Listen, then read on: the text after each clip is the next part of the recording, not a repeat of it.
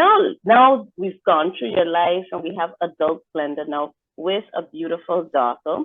So I wanted to talk Mhm. about raising our kids now, understanding our language story and where we're going with our kids. So the question is, are you raising your daughter to be bilingual, multilingual? If so, how and why? Um, that is my intention with my limited capability. Um, how? Because my husband speaks Dutch, like I mentioned. Um, his mom, his his family speaks Dutch. So his mom is also multilingual. His dad, like I mentioned, is in Holland, and she has uncles speak Dutch. Her dad and his dad speak Papiamento. There's a little bit of Spanish. So it's encouraging her to speak with her dad um, in a different language. I'm trying to get her to watch Spanish cartoons every now and then because she said she wanted to learn Spanish. She Mhm. said hola, and she was convinced that she can now She speak could speak Spanish Spanish. also. Yes. So I'm like, if you want to speak Spanish, we have to watch, like, we have to like hear it a lot, Yeah. and then we can try to then eventually you'll understand it, and then you'll be able to speak it. But Right. if you're taking away from what she wants to watch, of course she doesn't want to do it. So that doesn't happen very often. But she goes to a Dutch school. She goes to Sister Borgia, which is a Dutch school. So I think in that she seems, at least for the moment, genuinely interested in being able to speak another language. Like she likes to do well in school, period, but she likes that she's able to speak another language. When she's in group two now. So when she was in group one up to now, the teachers are saying like she does very well in speaking the language. When her report cards come back, they're usually good. I try again with the TV programming. I try Mm-hmm. to get her to watch Dutch programs, and she's upset. She doesn't want to. But she, after a while, she like pays attention and she realizes what she can understand and what she can't understand. Every now and then, we would listen to Your Froze, which is one of the programs that I found when I was in Holland. So I can have that on Spotify with the podcast, where they have the songs. So I play the songs sometimes when we drive into school. Just play the Mm-hmm. Dutch songs for her, and then it seems like it's songs that she's learning in school. So she's singing along with the songs. If I say something that is grammatically wrong, she will correct me and let me know, Mama, that's not how you say it. You say it like this. So Love it. she, yeah, she's picking it Picking up. up She's fast. using Yeah. it. She wants to use it, which is the most important thing for me, is that she, like, I Definitely. don't, it's not forcing it on her. She genuinely enjoys it. She talks Dutch with her dad.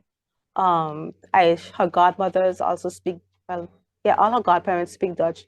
So every now and then when she's talking with her godmother, she would ask her something in Dutch, and then she would respond sometimes in Dutch, sometimes in English. But for us, it just shows like she's understanding exactly what is happening.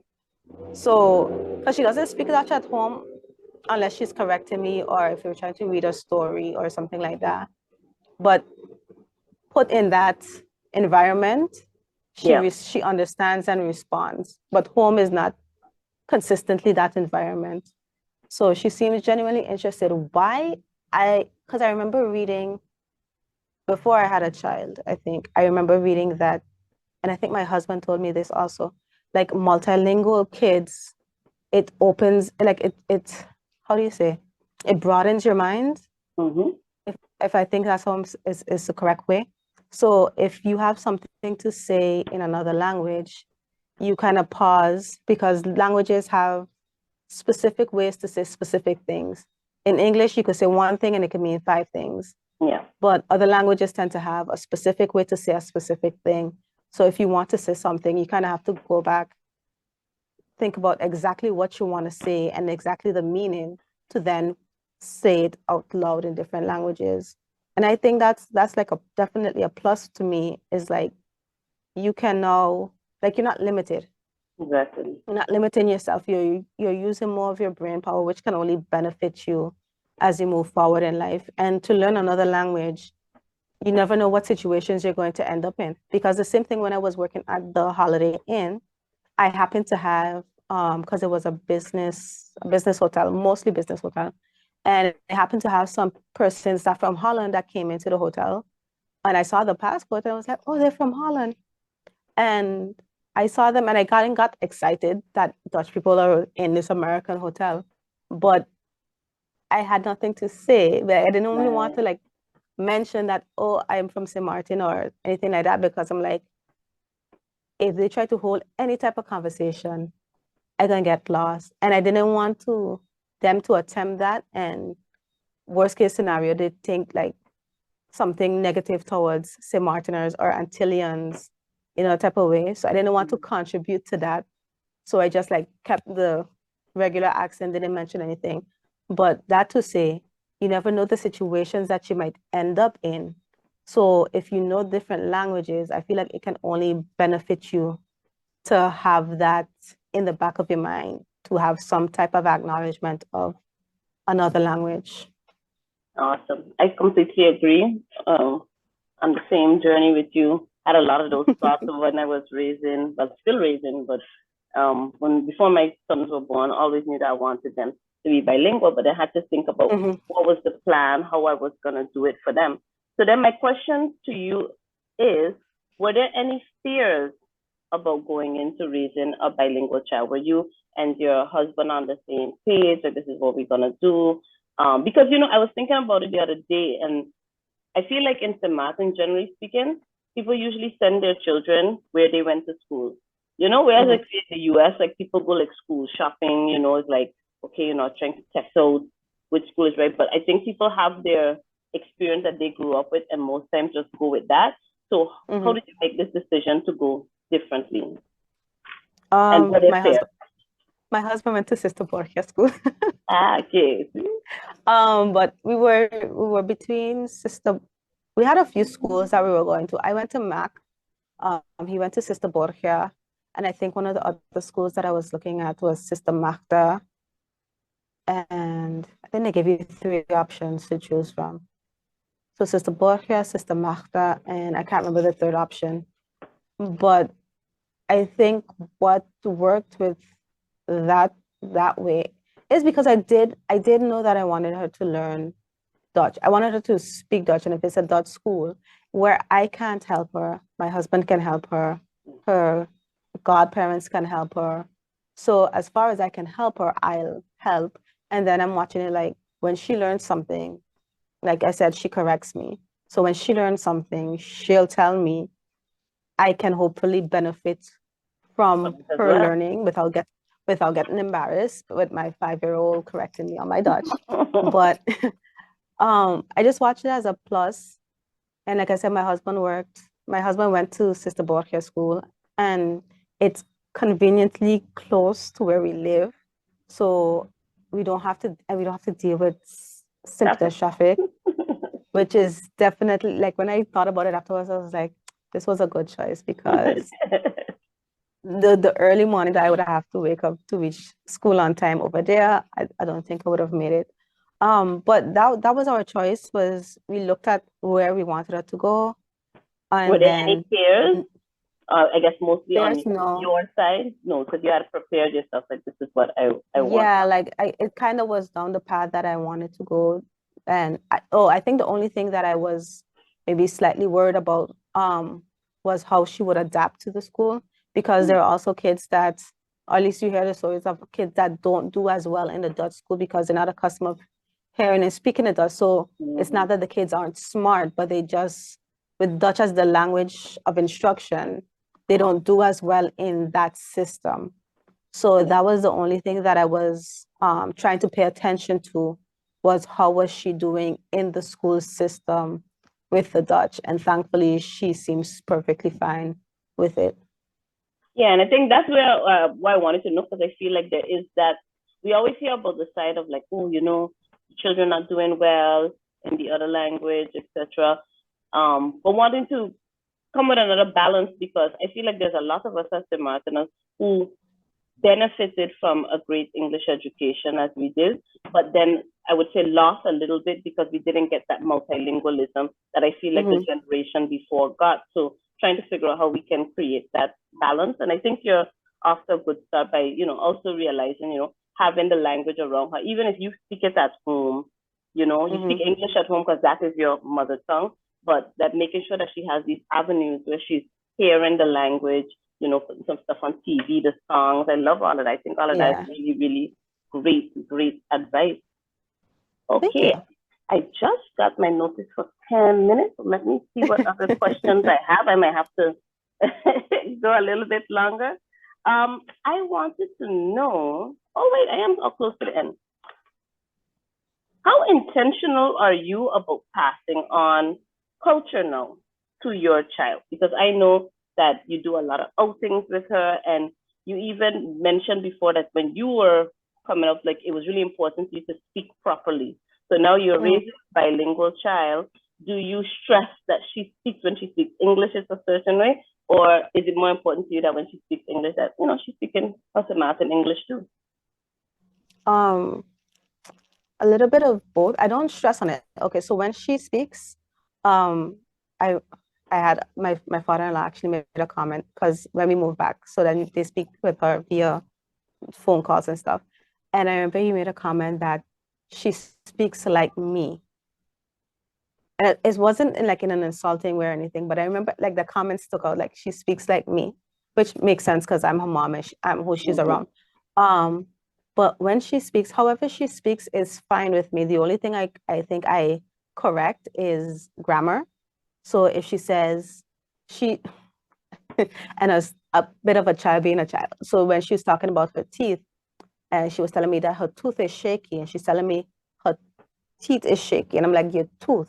She's like, no, this is a teeth, and all of them is a tooth. And I'm like, no, one is a tooth, and all of them is a teeth. And she insisted, and my child is stubborn as I am, so I knew that it was a losing battle. So I was just like, okay. But it's just like different things. If she's saying my shoes is, I would say are, or like just to insert it. Like I don't be like, no, this is the right way to. You just model the correct way for her. Yeah. So whenever she says it, I like just let her know is just make the correction. Just say are and those type of things. But she, like the same thing because she hears it and she watches a lot of American TV, YouTube especially. So I remember a time we were doing numbers and I said 40 and she was like, it's not 40, it's 40. And I'm like, it's this 40. Generation, And she was like, no, it's 40. And something else, some other word. She was, I said in my accent, Martin, because at home, what you correcting me for? Right. And she didn't tell me, no, that's not how you say it is this. And I was like, wait, different people say different words in different ways, okay? Because sometimes when we're watching the TV, she'll hear someone with a different accent and she'll be like, why they saying it like that or they saying it wrong? It's not that, it's this. I'm like, remember what we said? Different people say certain words in different ways. That doesn't make it wrong. It's just how they say it. So we had that whole little, but again, my child is, she knows which battles to pick, and I also know which battles to pick. So when it's important, I will point out this is how you say it. This is the singular, this is the plural, and so forth. But other than that, she'll figure it out. I just let her, if she talks in a certain way, pronouncing her words, that's fine. Certain words, if she says it in a Samaritan accent, that's fine. She'll figure out her way through that, and I'm just here for the journey and when she needs help. I love that. That's like I feel like that was like a quotable moment. Like, I'm here for the journey. You're here on her language learning journey. So that about wraps it up because I think I had other questions, but like you answered all of them throughout the way. So my question would be, I think this is my last question. If there's anything you would change about your language learning method, like you said, when you were growing up in school, like when you got Dutch classes, what would you change about that? And then, okay, it's a two-part question. And what advice would you give for adults and parents that want to become language learners? Okay, if I could change anything, I think I maybe would have, well, knowing then what I know now, I think maybe I would have tried to interact with my aunts and uncles more. because my dad spoke more English in the house than Dutch, but a lot of my family, my other family, speak fluent Dutch. Like they're speak good Dutch. So, and I think, like I mentioned, my cousins, their dad is from Curacao also, so they speak Papiamento also. So, like that would have been cool to be around more, to have that interaction with them, to pick up on it a little bit easier, I think. Because then again, the younger that you learn it, the easier it comes as you goes, as opposed to just hearing it in school. Because when I came home, again, my mom from Nevis, she don't know no Dutch. So she's not speaking the Dutch. So there's no kind of Dutch at home. It's only when I'm in school and I'm not. So when I was learning, I was like try to speak with my dad from time to time as my way to practice it. And my dad would speak back to me. So that was the only little practice that I got to get better at Dutch. So if I could, I would like be more around persons that speak Dutch and then see how much of it that I could pick up. Because I think it was only when I was in university that I learned, like when you were younger is the best time to learn the languages for them to stick better. So that is definitely what I would do. To parents on their language journey, Duolingo. When I was learning, when I was in the Dutch classes, I had a girl in the class um, that suggested it and I got it. I do it on and off. I stopped for a long time now. But Duolingo, I think, helps me to practice my Dutch as well because it starts very basic and then you just gradually learn more and more words and the grammatical way to put the words. And they give you like the same thing over and over. So it kind of helps to stick. And I think if you stick with it, because again, I had it for like a really long time and then I kind of backslide and ain't use it for months now. But Duolingo, I think, definitely helps you with learning a different language. Watch kids shows because the kids Yeah. shows will speak at a level that it's easier for you. And don't underestimate them because even at the kids show level, they have some words that I'm like, but because I'm listening to the sentence, I can kind of figure out what it's being said. But watch them in the kids shows. The kids shows definitely help. Duolingo, and I think that's that would be a starting point. And find a community that's either also learning or that is sympathetic to you learning that can help you get better with the language. Because then the practicing, that's what the teacher said. Like you learn from seeing it, from hearing it, from speaking it. I think it was I feel like it was the five senses, but I'm not quite sure. But I just remember her saying like you have to do all of those little things, not one or the other, but all of those little things will help you get better at learning the language that you're trying to learn. That was so well said. Exactly what I would have said myself, and I love it because it's just so true. Because we are so fortunate in St. Martin to have it all around us, but we don't tap into it. It was right around the whole time in your family, you know. But only later you realize, like, oh wait, the resources are right there. Because there's so many people who don't have that access and are learning on their own. We're wrapping up. I would like you to say something to us in Dutch. Oh, why you put me on a spot like I know? Yeah, you can say very short. You can say goodbye. Okay. I don't like these. But now I want to show off a little bit, like I could actually do something. Yeah, no, we're gonna keep this simple. This is what I usually tell people. Ik praat een beetje Nederlands. Mijn naam is Glenda. En bedankt, Greta. En doei doei. All right, you heard it here first at the Linguistica. Thank you so much, and we'll see you in the next one. Thanks, Glenda. Bye-bye.